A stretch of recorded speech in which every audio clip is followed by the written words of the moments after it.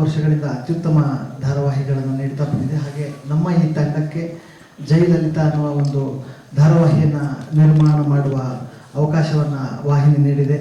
Shilpa madam, Raj sir ಇವರ ಒಂದು ನೇತೃತ್ವದಲ್ಲಿ, ಅವರ ಗೈಡೆನ್ಸಲ್ಲಿ ನಾವು ಈ ಧಾರಾವಾಹಿಯನ್ನು ಮಾಡ್ತಾ ಇದ್ದೀವಿ.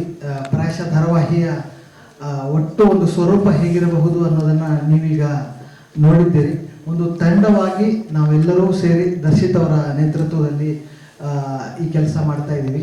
ಕಳೆದ 3 ತಿಂಗಳಿನಿಂದ ನಾವು ಚಿತ್ರೀಕರಣ ಮಾಡ್ತಾ ಇದ್ದೇವೆ ಈ ಧಾರಾವಾಹಿದು. ನಮ್ಮ ಬೆಂಗಳೂರು ಸುತ್ತಮುತ್ತಲಿನ ಕನಕಪುರ, ರಾಮನಗರ, ಮೈಸೂರು ರಸ್ತೆಯ ಅಕ್ಕಪಕ್ಕದ ಬೇರೆ ಬೇರೆ ಜಾಗಗಳಲ್ಲಿ ನಾವು ಚಿತ್ರೀಕರಣ ನಡೆಸ್ತಾ ಇದ್ದೀವಿ. ಒಂದು ದೊಡ್ಡ ತಂಡವಾಗಿ ನಾವು ಕೆಲಸ ಮಾಡ್ತಿದ್ದೀವಿ.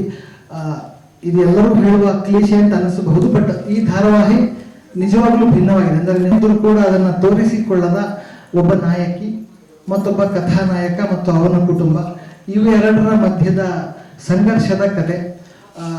ಕೊಂಚ ವೆಬ್ ಸೀರೀಸ್ ಮಾದರಿಯ ಕಥೆ ಅಂತ ಹೇಳಬಹುದೋ ಏನೋ. ಇದು ರೆಗ್ಯುಲರ್ ಆಗಿ ಇಲ್ಲದೆ ಇರೋ ಕಾರಣಕ್ಕೆ ಕೂಡ ಇದನ್ನ ಮಾಡಬಹುದು ಮತ್ತು ಮಾಡಿದ್ರೆ ಚೆನ್ನಾಗಿರುತ್ತೆ ಅಂತ ನಮಗೆಲ್ಲ ಆಸಕ್ತಿ ಬಂದು ಈ ಧಾರಾವಾಹಿಯನ್ನು ನಾವು ಆಯ್ದುಕೊಂಡು ಕೆಲಸ ಶುರು ಮಾಡಿಕೊಟ್ಟು ಹೋಗಿದ್ದಾರೆ. ಇದೇ ತರ ಬೇರೆ ಬೇರೆ ಅವ್ರನ್ನ ಕರೆಸುವ ಯೋಚನೆ ಖಂಡಿತ ಇದೆ.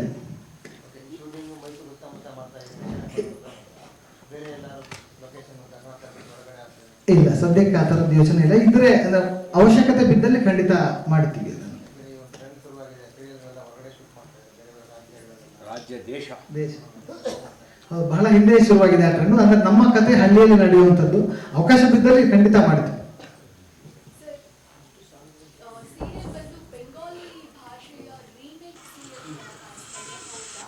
ಬೆಂಗಾಲಿ ರಿಮೇಕ್ ಅಲ್ಲ, ಇದು ಮರಾಠಿ, ಹಿಂದಿ, ತಮಿಳು ಬಂದಿದೆ. ಬಟ್ ನಾವು ಅದನ್ನ ಅಮೂಲಾಗ್ರವಾಗಿ ಬದಲಾವಣೆ ಮಾಡ್ಕೊಂಡಿದ್ದೀವಿ. ಅಲ್ಲಿಯ ಕ್ಯಾರೆಕ್ಟರ್ಗಳಿದ್ದಾವೆ, ಅಲ್ಲಿಯ ಬೇಸಿಕ್ ಕಥಾ ಹಂದರ ಇದೆ. ಬಟ್ ಅದನ್ನ ನಾವು ಯೂಶುವಲಿ ನೀವು ಯಾವುದೇ ರಿಮೇಕ್ ಸೀರಿಯಲ್ಗಳನ್ನು ತಗೊಂಡ್ರು ಕೂಡ ನಮ್ಮ ಕನ್ನಡದ ಕಥೆಯಾಗಿ ಅದನ್ನು ನಾವು ಬದಲಾಯಿಸಲೇಬೇಕಾಗುತ್ತೆ. ಉದಾಹರಣೆಗೆ ನೀವು ಒಂದು ಹಿಂದಿ ಸೀರಿಯಲ್ ಮಾಡಿದ್ರೆ ಅದರಲ್ಲಿ ಕರ್ವಾ ಚೌತ್ ಮೇಲೆ 20 ಎಪಿಸೋಡ್ ಮಾಡಿರ್ತಾರೆ. ನಮ್ಮಲ್ಲಿ ಆ ಕಲ್ಚರೇ ಇಲ್ಲ. ಬಹಳಷ್ಟು ಧಾರಾವಾಹಿಗಳನ್ನ ನಾವಿಲ್ಲಿ ಬದಲಾಯಿಸಿಕೊಂಡೇ ಮಾಡಬೇಕಾಗತ್ತೆ. ಅಲ್ಲಿಯ ಹೀರೋಯಿನ್ನು ಆ ಪಾತ್ರ ಆ ಬೇಸಿಕ್ ಎಳೆ ಇರಬಹುದು, ಬಿಟ್ರೆ ಅದನ್ನು ಮುಂದಕ್ಕೆ ನಾವು ನಮ್ಮ ಕಥೆಯಾಗಿ ಮಾಡಿಕೊಂಡೇ ಇದ್ರೆ, ಇಲ್ಲಿಯ ಸುಗ್ಗಿ, ಇಲ್ಲಿಯ ಸಂಕ್ರಾಂತಿ, ಇಲ್ಲಿಯ ಯುಗಾದಿ, ಇಲ್ಲಿಯ ದೀಪಾವಳಿ, ನಾವು ಇದನ್ನೇ ಕಥೆಗೆ ತಗೊಂಡ್ಬರ್ಬೇಕು.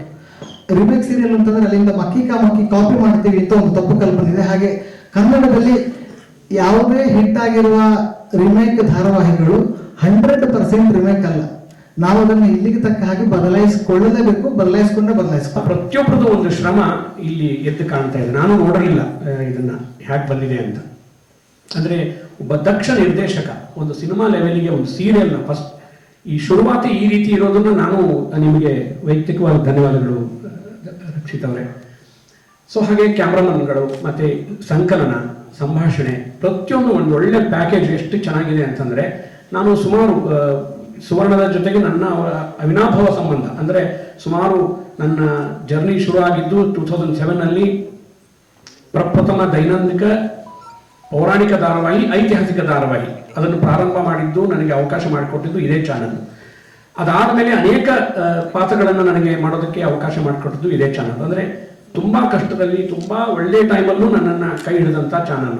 ಈ ಚಾನಲ್ಗೆ ನನಗೆ ಈ ಒಂದು ವಿಶೇಷ ಪಾತ್ರ ಕೊಟ್ಟಿದ್ದಕ್ಕೆ ಮತ್ತೊಮ್ಮೆ ಎಲ್ಲರಿಗೂ ಧನ್ಯವಾದಗಳನ್ನು ಹೇಳ್ತೀನಿ. ಹಾಗೆ ತಾರಾಗಣದ ಒಂದು ವಿಷಯ ಅಂತ ಬಂದಾಗ, ಆ ಟೋಟಲ್ ಒಂದು ಶೂಟಿಂಗ್ ಟೈಮ್ನಲ್ಲಿ ಅವರು ನಡ್ಕೊಳ್ಳುವಂಥ ರೀತಿ, ಅವ್ರನ್ನೆಲ್ಲರೂ ಕಂಫರ್ಟೇಬಲ್ ಆಗಿರೋ ರೀತಿ, ಒಂದೊಂದು ಶಾರ್ಟನ್ನು ತುಂಬ ಇಂಟ್ರೆಸ್ಟಿಂಗ್ ಸೂಕ್ಷ್ಮ ವಿಷಯಗಳನ್ನ ಗಮನಿಸಿ ಅವ್ರು ಮಾಡ್ತಿರೋದು ತುಂಬ ಖುಷಿಯಾಗಿದೆ. ಈ ಥರದ ಒಂದು ತಾರಾಗಣದ ಜೊತೆಗೆ, ಈ ಥರದ ಒಂದು ಸಂಸ್ಥೆಯ ಜೊತೆಗೆ, ಈ ಥರದ ಒಂದು ವಾಹಿನಿಯ ಜೊತೆಗೆ ನನ್ನ ಒಡನಾಟ ಮತ್ತು ಇದರಲ್ಲಿ ಒಂದಾಗಿರೋದು ನನಗೆ ಬಹಳ ಹೆಮ್ಮೆಯಂಥ ವಿಷಯ. ಕಿರುತೆರೆಗೆ ತುಂಬ ವಿಶೇಷವಾದಂಥ ಒಂದು ಕೊಡುಗೆಯನ್ನು ಕೊಡೋದಕ್ಕೆ ಯಾಕೆ ಈ ಮಾತು ಹೇಳ್ತಿದ್ದೀನಿ ಅಂದರೆ, ಈಗ ಬರ್ತಿರೋ ಎಲ್ಲ ಧಾರಾವಾಹಿಗಳಲ್ಲೂ ಸುವರ್ಣದಲ್ಲಿ ಪ್ರತಿಯೊಂದನ್ನು ಹೊಸಬರನ್ನ, ಹೊಸ ಸಂಸ್ಥೆಗಳನ್ನು, ನಿರ್ಮಾಣ ಸಂಸ್ಥೆಗಳನ್ನು ಹುಟ್ಟಾಕಿ ಅವ್ರ ಮೇಲೆ ನಂಬಿಕೆ ಇಟ್ಟು ಅವರಿಗೆ ಕೆಲಸ ಕೊಟ್ಟು ಆ ಥರದ ಒಂದು ಯಶಸ್ಸನ್ನು ಕಂಡದ್ದು ನನ್ನ ತಿಳಿದ ಮಟ್ಟಿಗೆ ಬೇರೆ ಯಾವ ವಾಹಿನಿಯಲ್ಲೂ ಇದು ಬಂದಿಲ್ಲ ಅಂತಲೇ ಹೇಳ್ಬೋದು. ಈಗ ಬರ್ತಿರೋ ಅಷ್ಟು ಸೀರಿಯಲ್ಗಳಲ್ಲಿ 50% 60% ಹೊಸಬರಿಗೆ ಅವಕಾಶ ಕೊಟ್ಟು ಆ ಸಂಸ್ಥೆಗಳನ್ನು ನಿಲ್ಲಿಸಿ ಕನ್ನಡಕ್ಕೆ ಒಂದು ಒಳ್ಳೆಯ ಅವಕಾಶ ಮಾಡಿಕೊಟ್ಟಿದ್ದಾರೆ, ಒಂದು ಕೊಡುಗೆ ಕೊಡೋದಕ್ಕೆ ಮತ್ತೊಮ್ಮೆ ವಿಶೇಷವಾದ ಧನ್ಯವಾದಗಳನ್ನು ಹೇಳೋದಕ್ಕೆ ಇಷ್ಟಪಡ್ತೀನಿ. Thank you so much. ಗುಣ ಇರಬೇಕು. ಸೊ ಆ ತರ ಹುಡುಕ್ತಾ ಇದ್ದಾಗ ನಮ್ಗೆ ಸಿಕ್ಕಿದ್ದು ಮನಸ್ವಿ ಅವರು. ಮನಸ್ಸು ಸಿಕ್ಕಿ ಅವ್ರನ್ನ ಲುಕ್ ಟೆಸ್ಟ್ ಮಾಡಿ 2 ಡೈಲಾಗ್ ಹೇಳ್ತಿದ್ದಾಗೆ ಗೊತ್ತಾಯ್ತು ಇದು ಪಕ್ಕ ಅಳತೆ ತಗೊಂಡು ಹೊಲ್ದಿರೋ ಬಟ್ಟೆನೆ ಅಂತ ಈ ಪಾತ್ರಕ್ಕೆ. ಸೊ ಅಷ್ಟರ ಮಟ್ಟಿಗೆ ಅವರು ಆ ಪಾತ್ರಕ್ಕೆ ಹೊಂದಾಣಿಕೆ ಆದ್ರು, ಜೊತೆಗೆ ನನ್ನ ಮೇಲಿರುವಂತಹ ಒಂದು ದೊಡ್ಡ ಭಾರನ ಇಳಿಸ್ಬಿಟ್ರು ಒಂದೇ ಸಲಕ್ಕೆ. ಹಾಗಾಗಿ ನನಗೂ ಕೂಡ ಅಷ್ಟು ಸುಲಭವಾಗಿ ನಾನು ಆ ಪಾತ್ರವನ್ನ ನಿರ್ದೇಶನ ಮಾಡ್ಲಿಕ್ಕೆ ನನಗೆ ಅವಕಾಶ ಆಯ್ತು. ಎರಡನೇ ನಮ್ಮ ಜೈ ಬಗ್ಗೆ ಹೇಳ್ಬೇಕು ಅಂತಂದ್ರೆ, ಜೈ ನೀರಿದ್ದಾಗ ಏನಂತಂದ್ರೆ ನಮ್ಗೆ ತಲೆನೋವೇ ಆಗಿಲ್ಲ. ಜೈ ಪಾತ್ರ ಯಾವ ಪಾತ್ರ ಹಾಕಿದ್ರು ಆ ಆಕಾರಕ್ಕೆ ಬಂದ್ಬಿಟ್ಟಿರೋರು ಜೈ. ಸೊ ಹಾಗಾಗಿ ಅಷ್ಟು ಸುಲಭವಾಗಿ ಪ್ರತಿಯೊಂದು ಪಾತ್ರಕ್ಕೂ ಅವ್ರು ಹೊಂದಾಣಿಕೆ ಆಗ್ಬಿಟ್ರು. ಇರುವಂತ ಒಂದು ಪಾತ್ರ. ಇದಕ್ಕೆ ಇಡೀ ಸುವರ್ಣ ವಾಹಿನಿಗೆ ಮತ್ತೆ ನನ್ನ ಟೀಮ್ಗೆ ಧನ್ಯವಾದಗಳನ್ನ ಹೇಳೋದಕ್ಕೆ ಇಷ್ಟಪಡ್ತೀನಿ. ಸ್ಪೆಷಲ್ ಆಗಿ ನಾನು ಶಿಲ್ಪಾ ಮ್ಯಾಮ್ ಬಗ್ಗೆ ಹೇಳಲೇಬೇಕು. ಶಿಲ್ಪಾ ಮ್ಯಾಮು ನನ್ನಂತ ತುಂಬಾ ಹೆಣ್ಮಕ್ಳ ಭಾವನೆಗಳನ್ನ ಅರ್ಥ ಮಾಡಿಕೊಂಡು ಹೋಗುವಂತ ಜೀವ. ಸ್ಪೆಷಲ್ ಥ್ಯಾಂಕ್ಸ್ ಮ್ಯಾಮ್ ನಿಮಗೆ. ಇನ್ನು ಪ್ರತಿಯೊಬ್ಬ ಕಲಾವಿದರಿಗೆ ಒಳ್ಳೆ ಪಾತ್ರ ಮಾಡಬೇಕು ಅಂತ ಎಷ್ಟು ಆಸೆ ಇರುತ್ತೋ, ಒಬ್ಬ ಒಳ್ಳೆ ನಿರ್ದೇಶಕನ ಜೊತೆ ಕೆಲಸ ಮಾಡಬೇಕು ಅಂತಲೂ ಆಸೆ ಇದ್ದೇ ಇರುತ್ತೆ. ಆ ನಿಟ್ಟಿನಲ್ಲಿ ನಂಗೆ ತುಂಬ ಖುಷಿ ಕೊಟ್ಟಿದೆ.